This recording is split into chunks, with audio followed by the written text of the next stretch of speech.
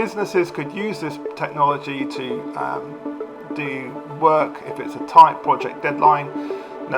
Your team can go into this special pod, this special room, using technology that we've understood and commercialized, and they can finish off a project. If they've got an hour left, they can turn up the speed of time within this pod and actually essentially give them any amount of time they want. There's no reason to why you can't crank this up, so it's running 30 times the speed of time outside it.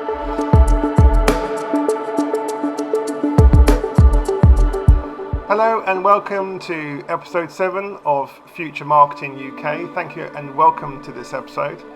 I'm always going to be talking about stuff that will happen in the future, and this particular subject I want to talk about today is very likely not to happen this year, but it could happen sooner than you think. And you're probably wondering what I'm talking about. I'm talking about time dilation working. Now, you're probably right in thinking, what the hell is this got to do with marketing? And what the hell is time dilation working anyway? Well, the thing is, time dilation working can be applied to marketing, but it can be applied to any work, really. It can be applied to any office work, can be applied to site work, it can be applied to military work. And it is based on a very widely observed aerial phenomena, which allows, in a small volume of space, for time to run a lot faster. Now you're probably thinking, Andre, you've lost your marbles. Well, I've seen it for myself, okay. Now I'm not going to mention the A word or the U word. I don't want to sort of unnecessarily freak my viewers out. But next to say there's an aerial technology that allows time to run a lot faster within an enclosed space. Okay. Now these objects frequent our atmosphere on a daily basis. You need to go on YouTube and search for UAPs, unidentified aerial phenomena, to find these things and to see these things. But really, what really piqued my interest is when I saw one appear on the International Space Station's live webcam, and it appeared just next to a star. Okay, obviously you can see lots of stars from the International Space Station, and as it appeared, so it distorted the star's location. It basically bent light, and it hung around for a minute or so, and then it disappeared, and then the starlight bent back and the star returned to its position. Now obviously you can go onto YouTube and you can search for live International Space Station's live webcam, and you too can watch that and see if you can see a UAP appear, which is more common than you might think, and you can see for yourself the distortion. Now, a little bit of science here. The only thing that can actually bend light in space is a change the different speeds of time. Now we know this when the sun is eclipsed fully by the moon. We can see that stars are in a slightly different position to where they should be. And the science behind this is, as light from the star passes the sun on its way to the Earth, because time is running slower around and in the sun, because time is running slower, the light gets slightly bent inwards, and so the position of the star appears to be slightly further away from the sun than it would otherwise be. Okay. But when you watch these live International Space Station videos, when UAP appears, then you can see it's actually the starlight's actually bent inwards. So in other words, the starlight is a bit confusing, but when you're dealing with a faster time frame, the star appears to move inwards. So remember, when the sun, which is in a gravitational well of its own, will bend light inwards, and it makes the star appear to move away from the sun as we see it. But when a UAP appears next to a star, the star appears to go in, which actually means that the light is being sort of reflected off. It's like if light was coming towards the UAP, it's like bouncing off it like a skipping stone on water, and it's coming back out, making look. If you look down that path of light, making the star come towards the UAP. And as soon as the UAP disappears, the starlight returns. The star position returns to its proper position. Now, if you do a back of the envelope calculations, you can work out roughly how fast or slow time is running in these UAPs. And time, according to my calculations, is running somewhere between 10 or 20 times faster than time would run on the International Space Station, and pretty much the same here. So this is technology. This is what you could, if it helps you relax and not feel afraid to look up. This is a phenomena. Okay, could be natural, could be otherwise, but nonetheless, within this very small object, allows for not a gravity well to appear, but a gravity pillar, which would sort of, as it were, stick out of space-time and act as a pillar of faster time. Now you're probably thinking again, what's this do with marketing? Well, if we know that the technology, natural or otherwise, allows you to have in a volume of space anything between a telephone box and something the size of a house, and you could even have it bigger, you can have something the size of a football stadium, where time inside it is running at somewhere between 10 and 20 times faster than the time outside it, and you can commercialize that technology. Okay, this is the bit that may take many years, but if you can commercialize that and you can make that into a product, then essentially you could sell or lease out a pod that you could step inside and you could work in your time frame at a normal speed, but to everyone else you are working somewhere between 10 and 20 times faster, because time in your little pod is running between 10 and 20 times faster than their time. So for example, if you got it running at 20 times the speed of the time outside the pod, if you went in the pod, turned it on and worked for 10 hours, or say, to make maths simple, if you worked for 20 hours and then stepped outside the pod, as far as everyone else is concerned in the rest of the office, you've only been in that pod for an hour. And yet you've done 20 hours work. You could even done 10 hours work and slept for 10 hours, but you've still done a lot more work in that time. Now, using the same technology, you could immerse the whole office in this sort of time bubble. You could immerse anything the size up to a football stadium. Okay, but where this comes in really handy is if this technology exists in a commercial form, which is it's a question of a when, not if, then businesses could use this technology to do work if it's a tight project deadline. Your team can go into this special pod, this special room, using technology that we've understood and commercialized, and they can finish off a project.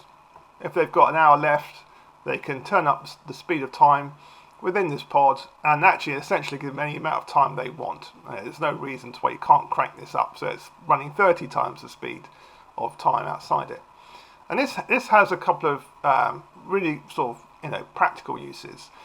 So again, if you're running late, if for some reason you're behind schedule because your staff have been off sick or things have gone awry, then you can catch up with any kind of task within this kind of pod type system. You can also apply it to emergency situations. You could have, for example, you could put a hospital in this bubble so that everything in the hospital is working faster. So therefore, they can process much more patients. Everything's processed faster, so they can potentially deal with 10 times more sick people arriving at the door. You could have that system in place in the military scenario, where if your unit or country is being attacked and you don't really have the headspace to think or strategize, you could go into one of these pods with your team members or your generals, and you could turn up the speed of time in that pod, and you've got then more time to think about how to deal with a fast moving situation.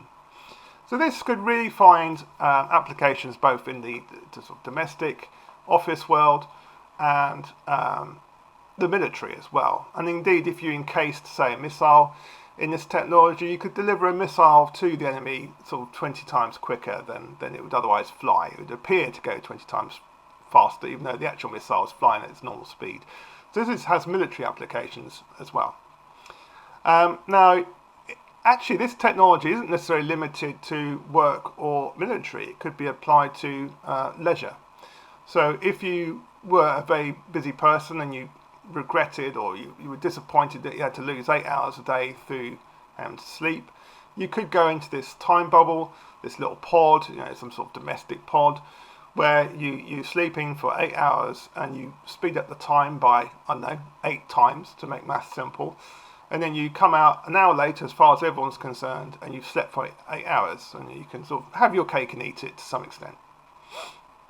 Now, you're probably thinking, wow, this is amazing, I can't wait for this technology we know it exists, but we can't wait for it to be commercialized. Is there any downside to this technology? Well, there is a little bit of downside. So one of the things, again, we notice from unidentified area phenomena is because time is sped up, then any kind of radiation it emits is also blue shifted. Just like if you look at distant stars which are moving away from Earth, they're red shifted. If time is sped up, then any kind of radiation appears to be blue shifted. And where this is very apparent in terms of what we see every day in our skies, somewhere around the world, is something that is running at, say, 15 to 20 times the speed of normal time. Its infrared signature, in other words, the heat that the body is emitting, is actually blue shifted to the visible light. And so they seem to appear to be brightly lit, or they appear to glow. And this is well illustrated with orange orbs that you may not seen or read about. And actually, that's just heat that's been blue shifted into the visible spectrum. Now, if the machine, for any reason, if this pod in your home or office or military complex is running at 15 times the speed of normal time, if it emits anything that is part of that technology, if it emits stuff in its time frame, such as visible light, we don't quite know whether it would have to emit visible light as part of its running, then that would be blue shifted to sort of ultraviolet light, which, if you stood near it long enough, could give you a tan, or worse, it could cause light sort of burns if you're exposed to that sort of radiation. So in terms of these pods and stuff, they would have to be carefully engineered so they didn't pose a risk for people standing just outside it, in terms of being, it emitting ultraviolet light or something higher like X-rays. You'd have to be very careful that you engineered it so there's no risk to people outside the pod. If you've got a pod in the corner of your office, you don't want necessarily the rest of your staff to be lightly bathed in ultraviolet light or X-rays. That could get very complicated and embarrassing. And so this technology may have to be tweaked to make sure it sort of fits health and safety and that lot. The other downside is that, yes, you could live in this pod 8 hours a day. You could have your cake and eat it. You could effectively enjoy a 23-hour lifestyle, having slept for 8 hours in this time that runs 8 times quicker.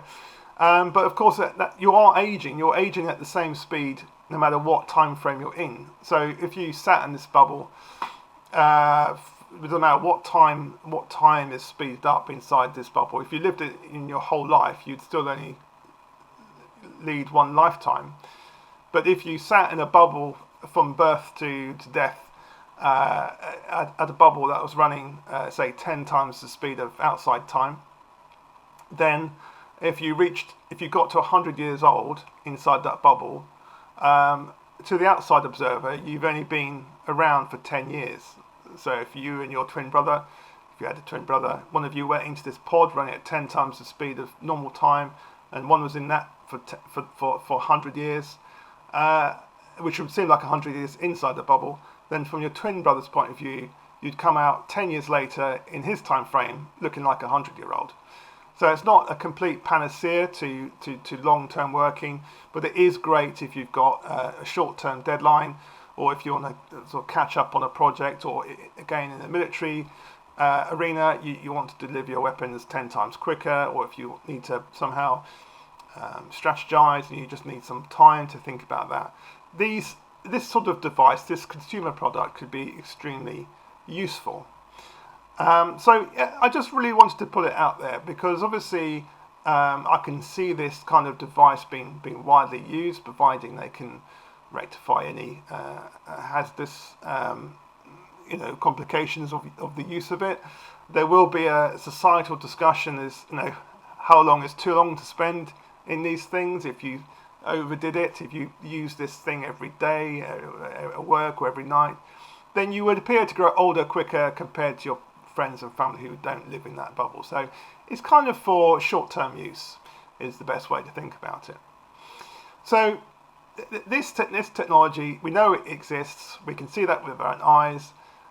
It's fundamental. Whether it's, arguably there's no direct evidence to associate it with the A word or the A tech word, but nonetheless it's something that flies around in our atmosphere on a daily basis, and you can see it on multiple webcams, live webcams, if you know where to look. So that really sort of wraps up for that topic. I just wanted to get it out there. It is sort of future marketing, but it's also future office work, it's future strategies, so it's future military, but it will impact marketing in the sense that you've got no excuse. Companies with this sort of thing have no excuse to miss deadlines or to not have something ready on time, because effectively they now control time, and so it's a very sort of powerful, useful tool, provided it's not used too extensively on any one individual. So it's quite a short episode this week. I just wanted to get it out there. I didn't want to overthink it, because I'm sure you'll think of your own applications where you could where in your work, in your business, that would be useful if such a thing was already available. So yeah, let me know in the comments if you think you would find that kind of thing useful, providing it was cost effective, assuming it's safe. Would you find that useful if you had a little pod in your office, or if you could enclose a factory in that kind of fast time field? Would that be something that you'd be tempted by? Would that be useful to you? And if you are interested in the military, or if you're interested in taking 1 hour to sleep 8 hours, is that something that would appeal to you? Right, so that really wraps up for that one. But the next week's episode is going to be very interesting, but not nearly so wacky. I'm going to sort of return to sort of new normality. I've been pushing the envelope, and I'm very grateful that those who have been following me on these various far out ideas that will happen. It's just a question of when. So next week I'm going to be talking about neuroscience, how you can attract customers using both their brains. Believe it or not, all humans have two brains, one very primitive and one which is fairly modern and recent and is able of more complicated thought. But you can attract customers using either of their brains, and in fact it's very important not to overlook their 500 million year old brain, the inner cortex. And yeah, we're going to be covering that. So thanks again for watching. Do like and subscribe if you like these sort of materials. I do try to be thought-provoking, but grounded in what I know is reality. As I say, it's a question of when, not if. And so I'm looking forward to seeing these things sort of materialise or come true. Certainly in this particular topic, we're many years away from it being commercialised. But for some of the more recent topics, I think some things could certainly start to move forward this year. So yeah, please join me for next week's episode, Neuroscience, how to attract customers using both their brains. And I look forward to seeing you then. Okay, thanks for watching. Goodbye.